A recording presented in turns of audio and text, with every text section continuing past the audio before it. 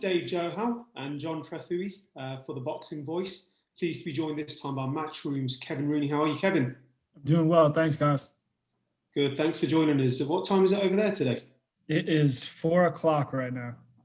Good stuff. Bit of a time change for us, isn't it, John? Yeah. What are you guys? You're 5 hours ahead, right? 9 o'clock over here, yeah. Yeah, I don't really get the time difference because Eddie and Frank, they're not humans. They're like no matter what time of day it is or what time of night here, I'm like, why it's like 3 o'clock in the morning. Why are you guys still awake working? And then I'll wake up to text it super early. So they don't really sleep. So but that's kind of the for you. lifestyle, yeah. I mean, one of the things we're gonna speak to you about, including all the fights that are coming up over on Dazn and Matchroom, is first of all Alvarez versus Yildirim. I mean, that fight's going to be coming up. It's a hot fight. Some people are saying, look, Yildirim's not the right opponent for Canelo, and they're more looking forward to seeing what's going to happen after that, and possibly with Billy Joe Saunders. How's the preparation going for that fight? Yeah, no, it's going well. It's a quick turnaround from December. It was interesting. I saw Andre Ward came out and said something, and because there was people, kind of knocking Canelo for the opponent that he chose, and Andre Ward just said, look, I mean, he's fulfilling his mandatory, which is one. Two, he was very vocal before the Callum Smith fight that this is what he was planning on doing. As long as he was successful in the Callum Smith fight, he was going to fight Yildirim. It's his WBC mandatory. So, for people knocking it or saying, oh, we wish that he was fighting this guy, or we wish that he fight, like it wasn't a secret. You know what I mean? He was very vocal that this was the route that he was going to take. And look, it's his mandatory.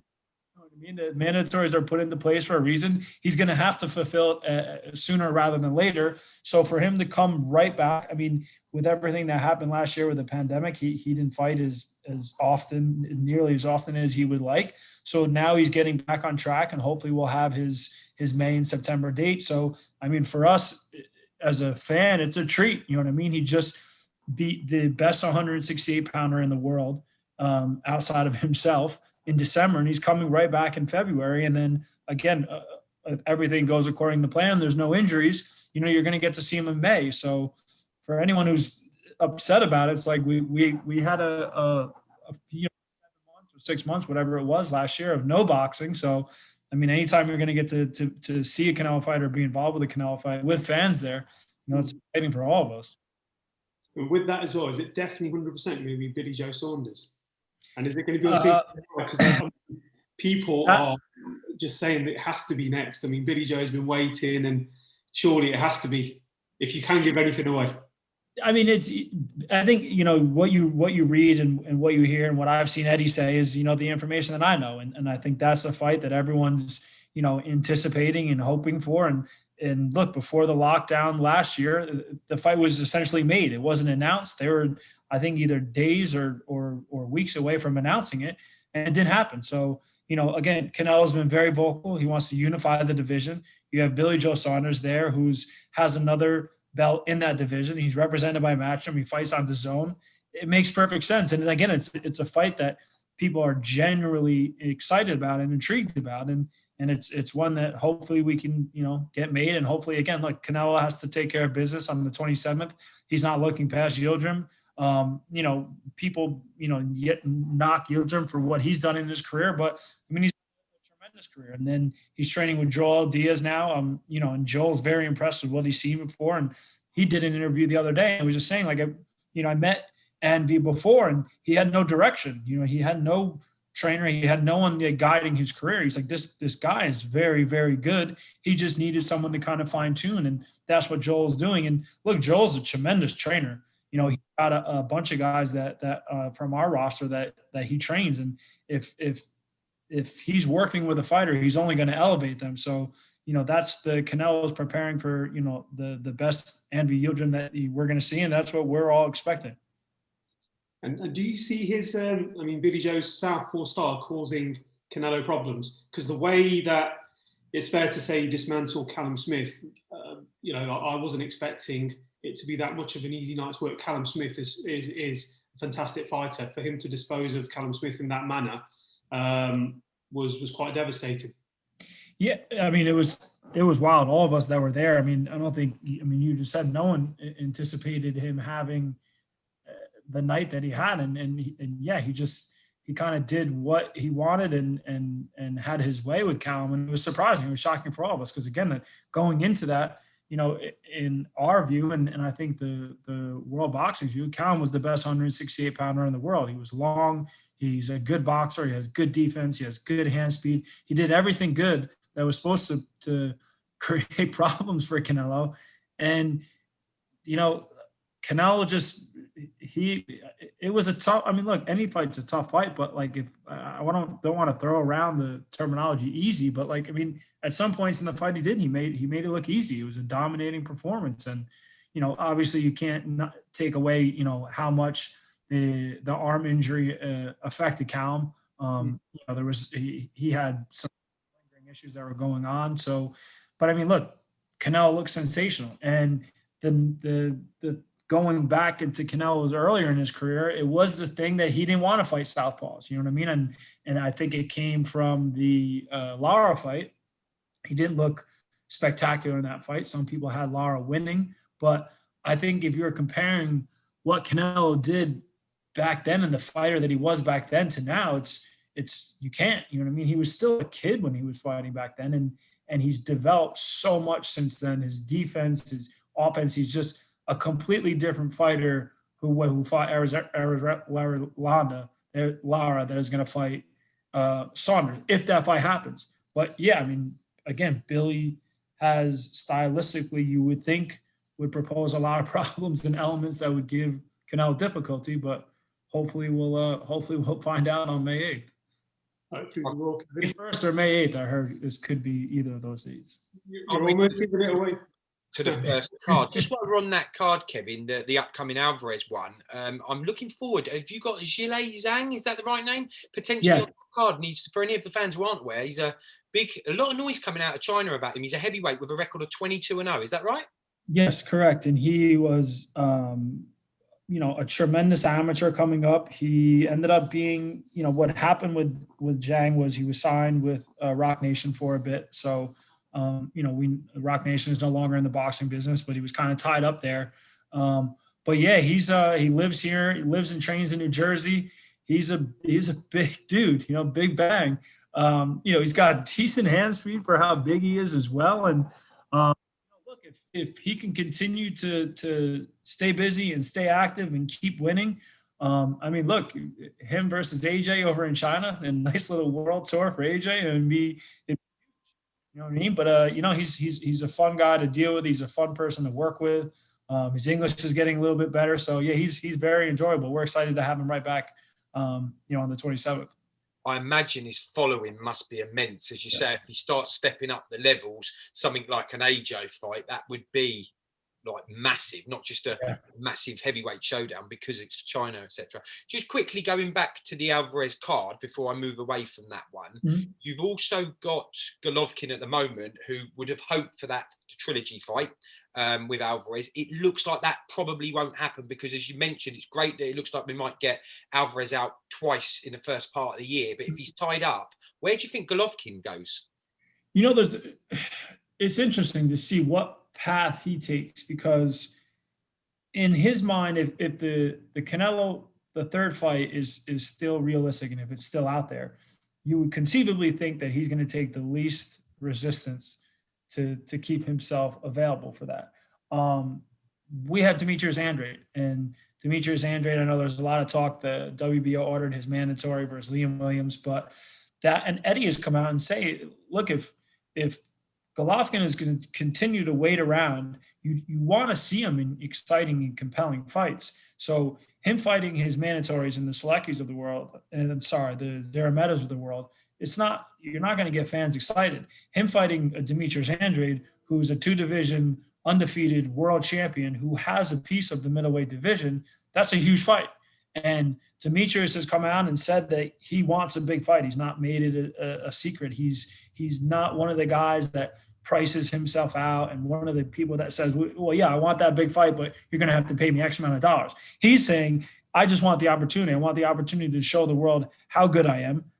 I can't make these guys get into the ring with me, but look, we have a working relationship with Gennadi's people. He's on Dazn. Demetrius is there. Again, we'll see what happens with the WBO situation with Liam Williams. But if Demetrius Andrade fights Williams and he comes out of that unscathed, and Canelo's already tied up, say, with Billy Joe Saunders in May, I mean, why not see Gennady Golovkin versus Demetrius Andrade? And then you have potentially a mega fight with the winner of Canelo Alvarez versus Billy Joe Saunders in May, fighting the winner of Demetrius Andrade versus Gennady Golovkin in potentially September or whenever it may be. But the winners of those two fights fighting each other is a massive event for us and for boxing in general.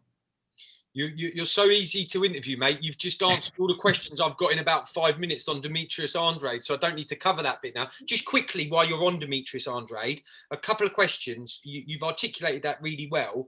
Where would that leave Liam Williams? Did I hear you say that he would fight Liam Williams because he's mandatory, or would he vacate the belt? That would be the first bit I've got.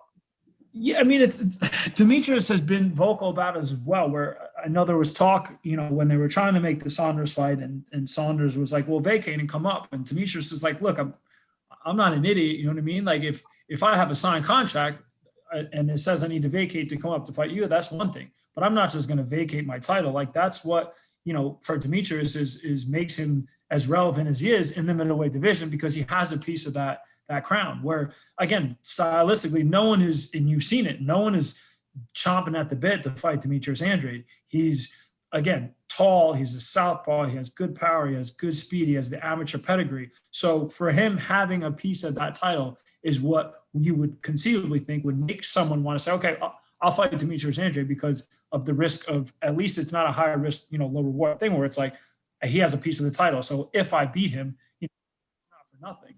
So, but our understanding, again, from the WBO, and like, again, I just need to be careful what I say, but, they ordered that Demetrius needs to defend against his mandatory, who is Liam Williams. I know Eddie and the team are working on that now.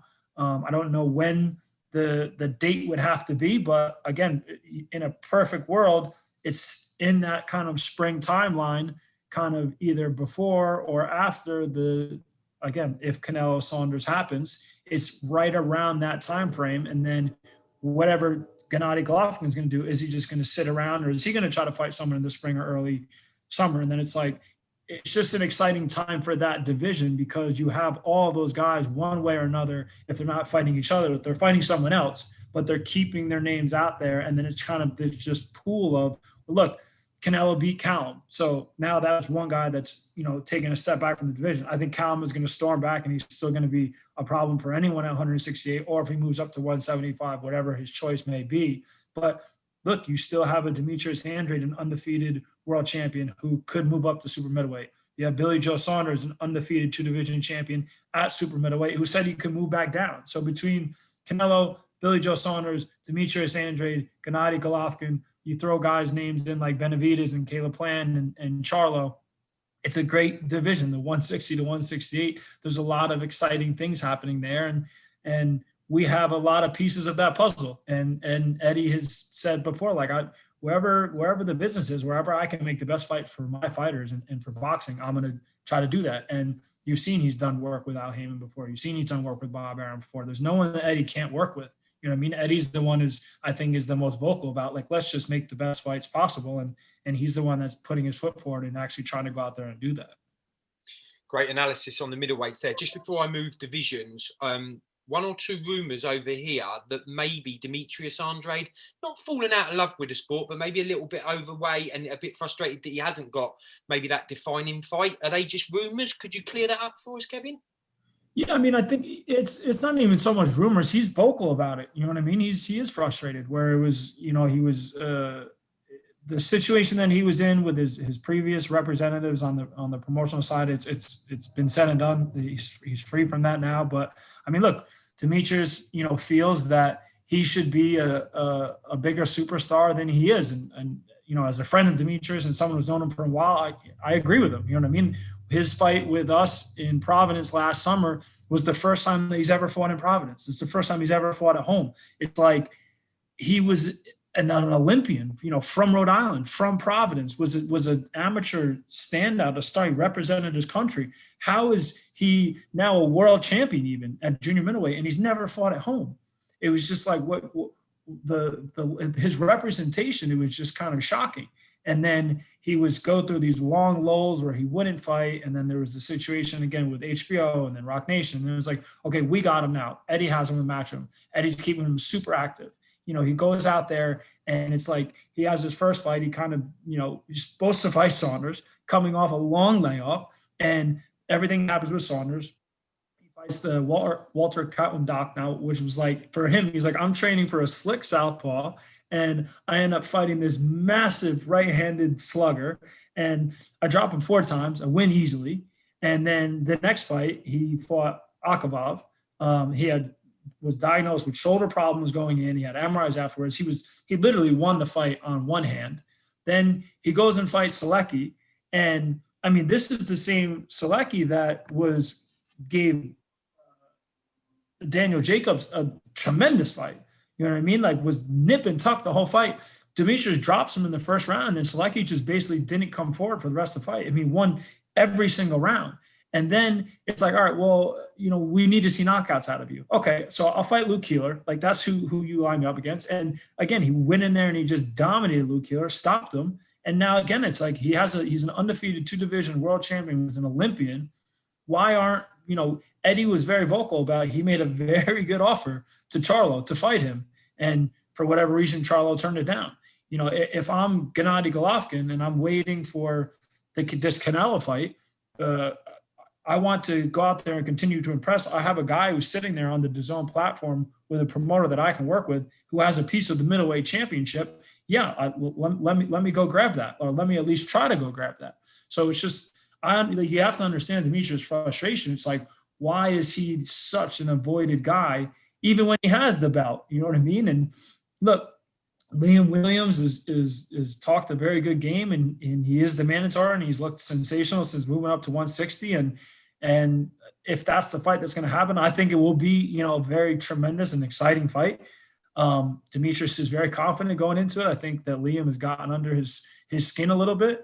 But yeah, I mean, Demetrius he's vocally, invisibly frustrated that why can't he land one of these guys?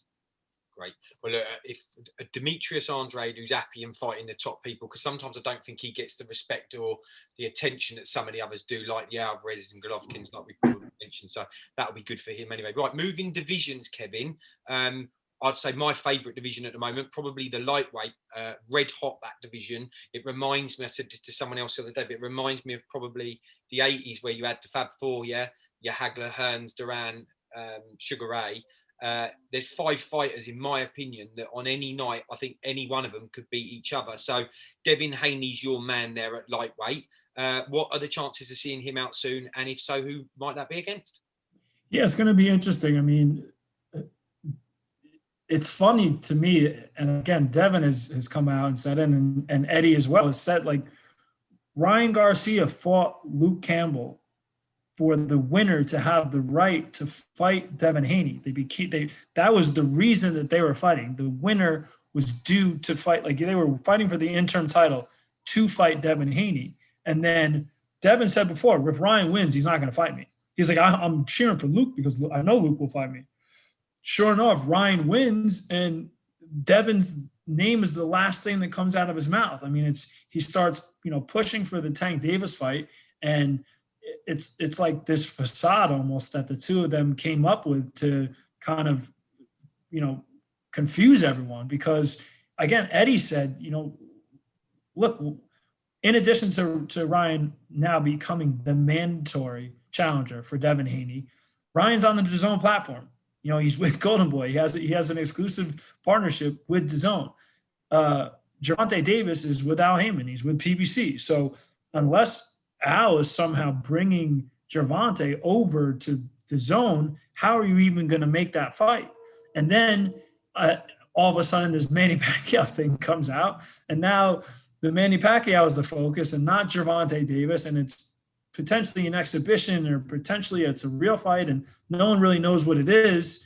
But at the end of the day, Devin is just sitting there, and he's like, well, are you my mandatory or not? I'm like, the WBC, they're going to either order the fight or they're not. And if they're not, then let me go fight Teofimo Lopez. And, now Devin, that's what said, like, Teofimo. And it's interesting that Teofimo's, you take your hat off to him, what happened with the Lomachenko fight, but they both, again, share a piece of that WBC belt.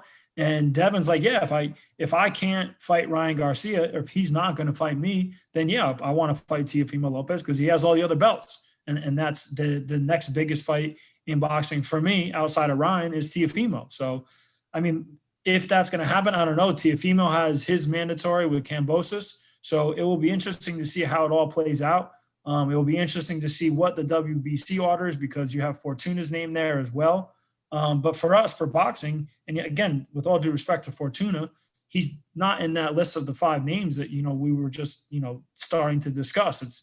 It's the fights that people want to see is the Devin Haney's, the Ryan Garcia's of the world. It's a genuinely exciting fight between 2 young studs.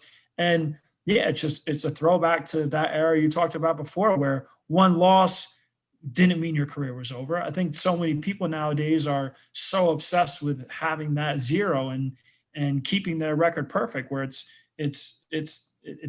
not the end of the world. If Devin Haney and Ryan Garcia go out there and they both put on a tremendous performance, Devin Haney's going to win, of course, but it doesn't mean Ryan Garcia's career is over. But yeah, and I've said to Devin and his team as well, like, fighting Ryan is no, you can't say it's not good for you, because, like, look at what he does numbers wise, you know what I mean? So to have him on your record, that's only going to elevate you in your career. So, I mean, look, we'll see if hopefully, at some point that's the fight that gets made, but it's can't really ignore that. It just does seem like Ryan is completely trying to go in any other direction other than to fight Devin Haney.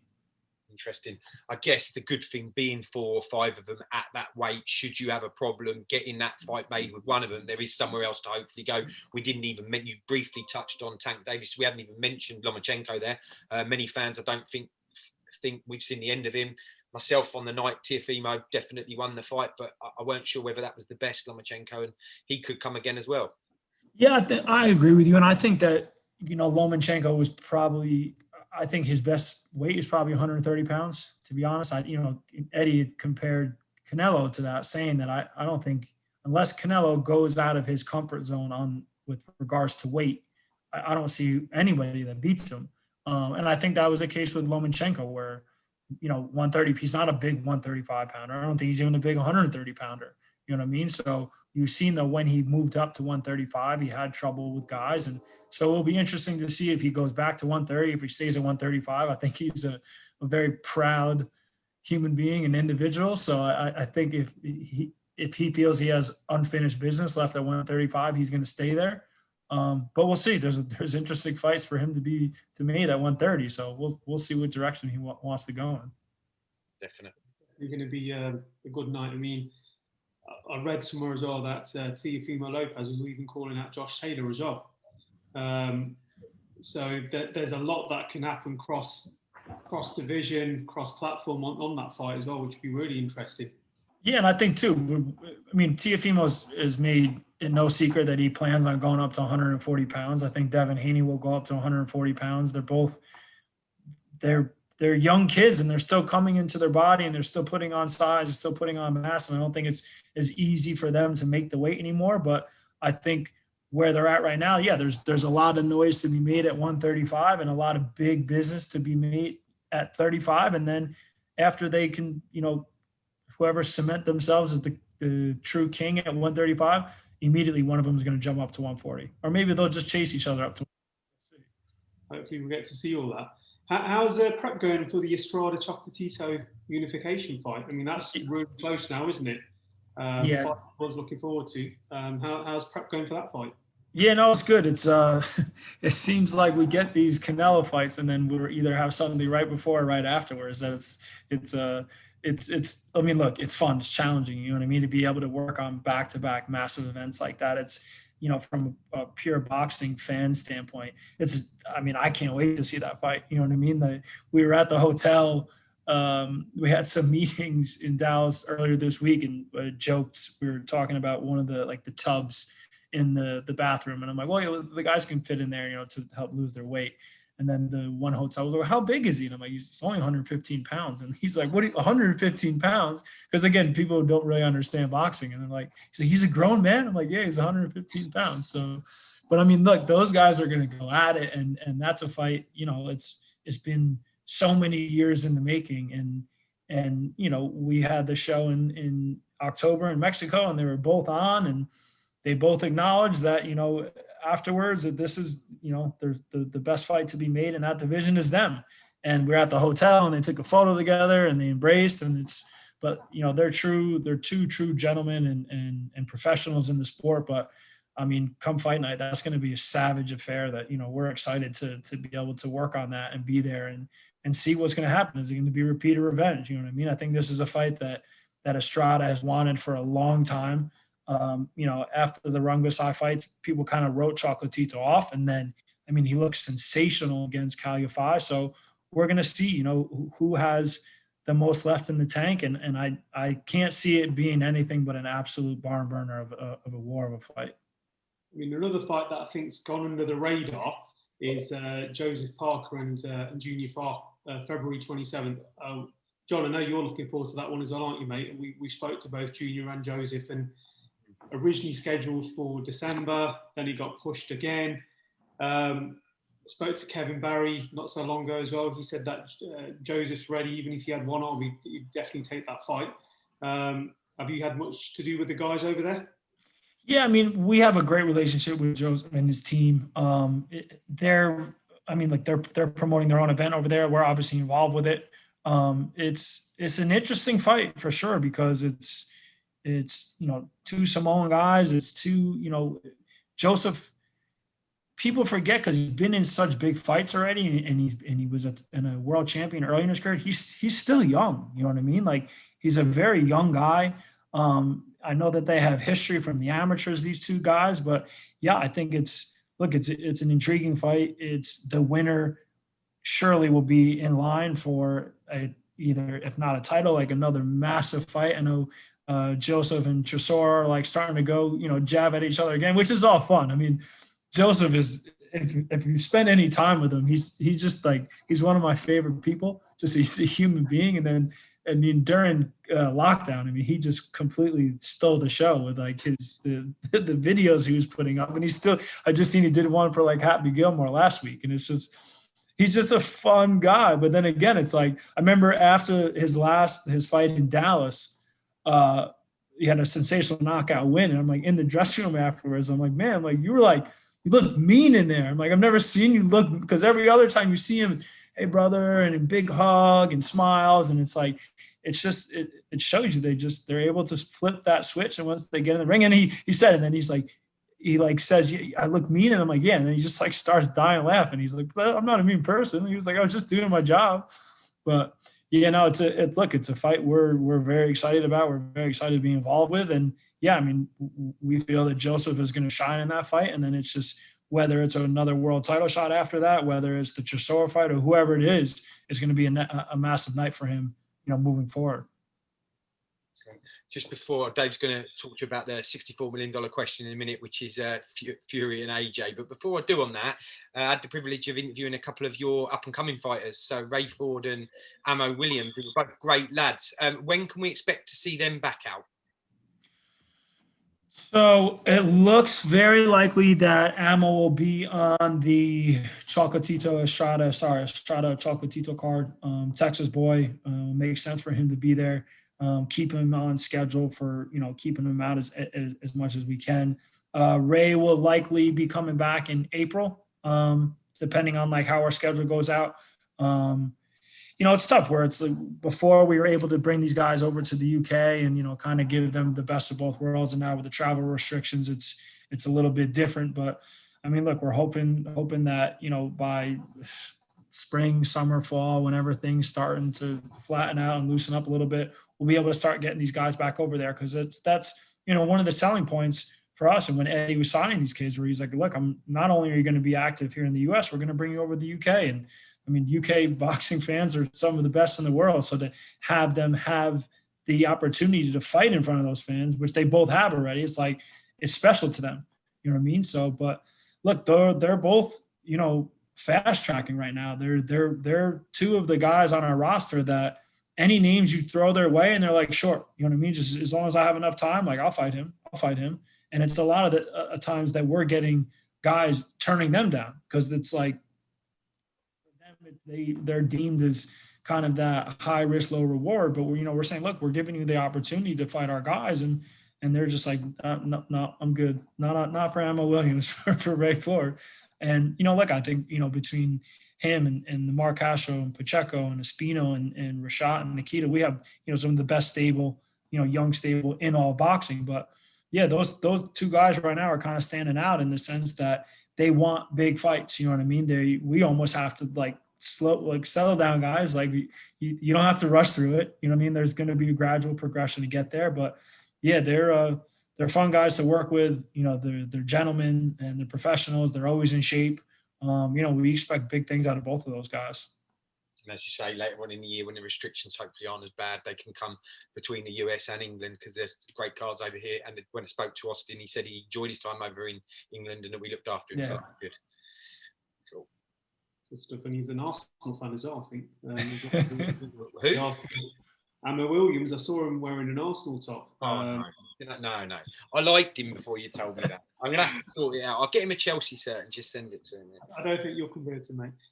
So the question on everyone's mind at the moment, Kevin, how long ago did you speak to Frank Smith? John, what was it, 10 days ago?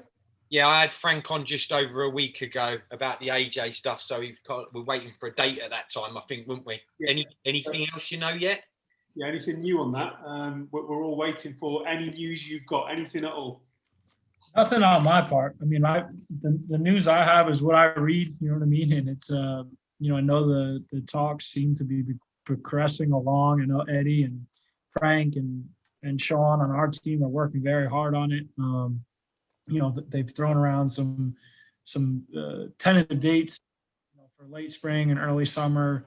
Aram has said, obviously, it won't be able to take place in the UK, apparently, because of restrictions and with fans. And they're looking at some, places abroad and places in the US or in the Middle East. But from my understanding, from what I've read and what I've heard, that it's, it's not going to be something that gets dragged out. I think, people are going to see some sort of formal announcement, hopefully within the next couple of weeks. But I mean, it's not a secret that both sides want to make the fight. It's the biggest fight to be made in all boxing. And I think that it's only a matter of time until that announcement comes out, and it's exciting. I mean, it's exciting to be involved with an event of that magnitude.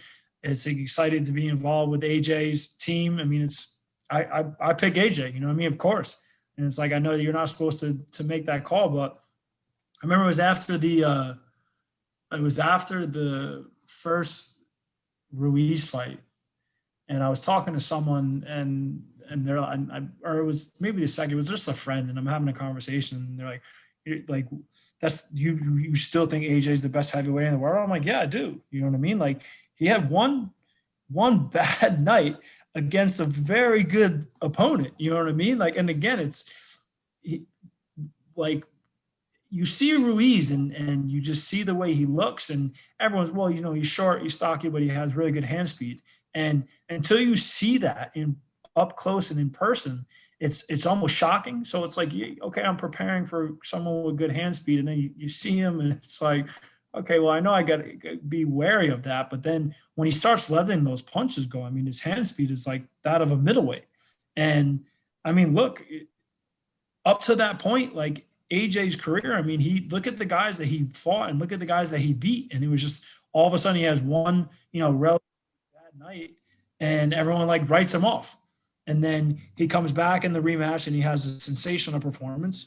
And, now for me, I just think that AJ athletically is better than anyone else out there. He has the size, he has the speed. He's now shown that he can box. He has good defense. Yeah, Fury has all that as well. But I mean, let's not forget that Fury was a second or two away, or a punch or two away from getting stopped by Steve Cunningham. Steve Cunningham's not a big puncher. Steve Cunningham wasn't a big puncher at cruiserweight. So, I mean, if that guy can almost stop you, if that guy hits you with the right hand and he almost puts you out, I can guarantee you that if Anthony Joshua hits you with a clean right hand, like, he is going to put you out. So it will be interesting. And again, it seems like people kind of have forgot about that Fury was in real trouble. And again, any fighter can get caught, but I just think it's something to note that, yeah, it was Steve Cunningham was not a big puncher, and he had him flat on his back. So if Anthony Joshua connects and if Anthony Joshua gets you hurt, you know what I mean? It will be interesting. But I mean, look, it's a fun fight. It's just like we're all waiting, we're all envisioning it and dreaming it and waiting to see what happens. But yeah, I mean, AJ all the way for me. We can't wait for that one, fights, isn't it? Where it's kind of like it's almost there now. I mean, we never got Wilder versus Joshua. We are possibly going to get this one now. John, this has to happen for all of us, right? I mean, it's one of those, everyone's talking about it. Yeah, the one thing I'm a bit gutted about is the fans bit. So if it was at Wembley, obviously us being Brits, but even the missus will probably watch this video, so I'll be careful on what I say, but I would have been paying to go over to America if it was in America. It's got like weekend in Vegas written all over it or something. But either way, as long as the fight happens, I think that's the most important thing for the fans. And hopefully, I know there'll be a rematch clause from both parties. So providing that one of them doesn't get really hurt or really schooled, which I don't think would happen anyway, because it's a very close fight. Maybe at the back end of the year in the fall or Christmas, we might have a rematch, and who knows where that will be. Well, as always, Kevin, thanks so much for taking the time out. It's always great catching up with you. And if it's all right with you, we'll catch up with you probably again a month or so down the line when you've had your cards and discuss. Sounds great. Thanks very much, Kev.